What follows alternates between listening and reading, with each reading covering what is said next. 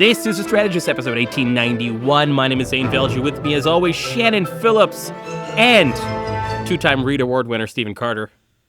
You can see them in the background. You know how many I have? 5. 0. You're a liar. Come to my house. I have 5. You have 5 Reed Awards? I do. Oh, I do. I don't like to brag, but I just saw it over your shoulder, and I thought I'd let you know. I've got 3 more. I think after 10, I can trade one for a daytime Emmy. I think so. I mean, right now, we should put ours together, and maybe we can get a Shannon, a you know what a Reed Emmy. Award is? It's a pay-to-play political campaign award, where if you pay a fee, more than likely you're a finalist, and 1 in 3 chance you're going to win the award. Cool. In fact, you're probably going to win the award if you put the money in. But you know what? Like all things, they cost money. Oh, it's America. You know what else? You know what else costs money, Zane? This show. This show costs money. It's good. So that's why our Patreons, patrons have been are fantastic. I love our patrons, except when it comes to the live show. These fucking, you know what they'd rather do is they twiddle their dicks on Discord. These fucking losers. I'm convinced they're not actually even on Discord. I think the group of people on Discord aren't even patrons. I've been going through the lists. I've had some extra time on my hands. Are you going to purge people? I've gone through the list. I'm going to just purge? Ice level purge these guys unless they buy more tickets to the live show. My thinking is if I'm busy on the live show, can't do an ice level purge, right? Can't purge everybody on the Discord. So our patrons need to step it up. Buy more tickets, especially the VIP tickets, because that's where we're making some money. Buy more or buy any tickets? Buy any, really. I mean, there was a moment where we sold a lot of tickets at the beginning, and then Corey is saying it's because he's not going to be there. But I have it on high authority that he's been invited. The show is next Wednesday. Let's get some of the details. This is what Shannon is good at. She's a details Shannon, person. You want to do the She details? also doesn't like my description of our patrons' extracurricular activities, but that's a different point. No, I do not. It's next Wednesday, November 12th, Knox United Church, 7:30. Shannon, you had a great nickname for Mr. Scoldy here. Well, I mean, Carter is rightfully scolding our itinerant Patreon subscribers who have not yet bought tickets. Those of you who have bought tickets, we will uphold your honor for the rest of time, or at least the next live show. But those of you who have not, come on. And so I was saying to Carter, it's time for Scoldy. It's time for Scoldy Hahn to come out and start yelling at people.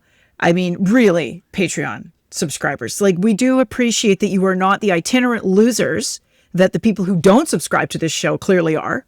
We appreciate that. But there's one more step we got to take here, and that is to come to the live show on Wednesday, November 12th at Knox United at 6:30 for the VIP, which we would prefer. 6:30 for the VIP. That's true. And we would prefer 7:30 for the main show. But we know that the Patreon people are probably not going to settle for the 7:30 normie show. They're going to want to come and actually talk to us at 6:30 and participate in the full funeral experience for the Calgary party. Oh, I forgot about that. Yes, it's a full funeral experience, and the B side of the show is where I read every single Patreon subscriber's name. Yes, and their workplace. And their workplace. Yeah. The B side of the show is where we dox the Patreon. We have so much of their info. We might as well do a church-style reading of their information. Phone numbers, email addresses. So we'll be like Stephen Carter, phone number, email, address, and then we say thank you at the end. So that's kind of the format to expect. If you are a Patreon subscriber, we will dox you and thank you as the B part of the show on Wednesday night. Carter, anything to add before we get to real shit? Just that the VIP is catered, and we have paid for the full catering. Why is it catered? Why have we don't even know the numbers, and we paid for full catering. I haven't even talked to you about the economics of the pod, the live show, which could be its own podcast. Do you want to explain this to me for half a second? There's not much in the way of economics. What he did in this particular case... Well, Carter is like Trudeau. He doesn't spend his time thinking about monetary policy. Revenue takes care of itself. Or monetary to a certain things. extent. Let's talk about things Cardi's spending. So here's what I did. I went through with Annalise. We went through the venue, and we came up with all the different things we could do, and I just paid for them. So everything is paid for. No, that's okay. You're taking Sounds on like the the Corey Tim Hogan Cartmel campaign really kind of summed up.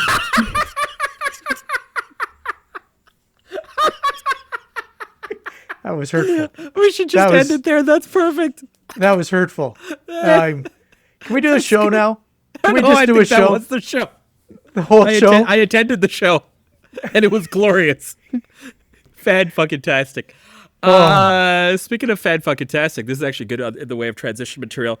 Fine, fabulous, or fucked. It is a oldie but a goodie, and for the patrons, they love this format as it relates to being able to dissect shit that has gone on. There's a few things of note. We'll see how many make through the list. I want to mainly talk budget and floor crossers.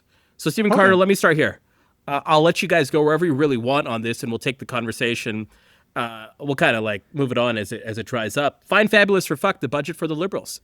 As the last 48 hours have gone, you and I have talked historically on this podcast and in other places that the budget is a communications exercise. Fine, fabulous, or fucked for the Liberals 48 hours into their budget.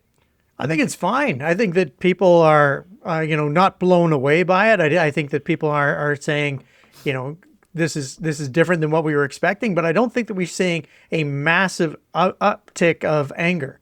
I don't think, the $78 billion deficit. Corey and I have talked ad nauseum about how people don't care about deficit. They like to pretend that they care about deficits, but they really don't. As long as they're getting their stuff, they're happy. And right now, they're going to get more stuff. There's stuff coming down the pipe. I like the shift from operating to capital. I think that is a strong maneuver by Carney and Champagne. And I think that overall, people are going to be very happy with this budget. Even the opposition parties don't seem to want to make it go away. They just want to do the regular level of rabble rousing without any real significance. I think it's an absolutely fine document. Shannon, do you agree on the fine, fabulous, or fucked scale of this budget for the Liberals? Well, I think it's fine from a macroeconomic perspective because it's a macroeconomic document. It was written by a macroeconomist, and it shows. But politics happens in the micro, so it's fine asterisk, right? It is. Even if you're a leftist and you are looking for good, solid industrial policy, you will find it in this document. If you are looking for leaving social policy kind of where it was at, there's going to be some reductions in grants and contributions for a number of organizations. Fine, whatever. Right. Well, not fine, whatever. But there will be politics to be done. Yeah. But that is in the future. But childcare is not gone, for example. But no, none of the transfers to provinces or individuals have been touched. And so therefore, most of the things that affect me most, that is to say, the things that land in my bank account once a month, those things are still there. Now, there is lots of, depending on what happens with the public sector employment losses, you might see some reductions in services. Certainly the New Democrats and the Public Service Alliance are going to claim that. I'm going to take them at their word on that. But right now, the micro is that I have status quo on all of my transfer programs. And I, despite the fact that the government has not taken a victory lap on it, I'm getting a two-income family. I'm going to get an $800 a year tax cut, which is not, it's a huge fiscal lift for these guys. But other than that, I'm seeing status quo in my micro, which is kind of the problem, right? If everything goes to shit in the economy, there's nothing really in this document as contingency. I think you're going to see Carney kind of govern sort of off the side of his desk if there is a really big economic crisis because he can, right? But we're not seeing a lot of the signals on, EI reform and those kinds of things. But what you are seeing is sectoral supports to the economy. You are seeing, obviously a major focus on infrastructure, defense, things that put people to work. You've seen language in there around unionized labor. So if you're a building trades member today or yesterday, you're pretty happy with this document because it's the first time the government of Canada has really embedded that beyond the, some of the boutique ways that Chrystia Freeland tried to. So that's really good. But there's huge planks of this that they've just left, right, in their voting coalition. A lot of progressives stampeded to vote for them. At least two of them are probably on this podcast. And yet they're jettisoning some of those progressive bona fides that A, got them elected, and B, are part of their internal coalition. of their caucus, right? So there's no language in here around their conservation commitments that they made a big deal of in their platform of 30% conservation by 30. They've dumped a lot of the way they frame Indigenous issues in the document, even though they kept a lot of the women and gender equality money in place, or at least some of it. They're certainly not talking about it, and I don't think you're going to see a lot of knock-on announcements. So there's weaknesses there, and we'll see. That will be subject to politics, but macroeconomic wise, you can tell we've got an economist in charge, and you can also tell that there are big contingencies for supporting the economy in a sectoral way: steel, aluminum, auto, forestry.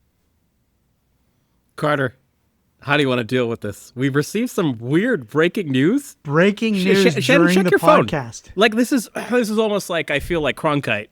I feel like Cronkite level. This is not Cronkite level of breaking news. It's weird though. It's weird, right? Well, it is and it isn't weird. Okay, so, I think that it's not weird. I know what this is. Oh no! Look at that. That's what we call a cliffhanger. And if you wanted to know what we're talking about, well, you've probably figured it out. Let me give you that much. It's Matt Genereux. He is no longer not just a conservative. He's no longer a member of parliament.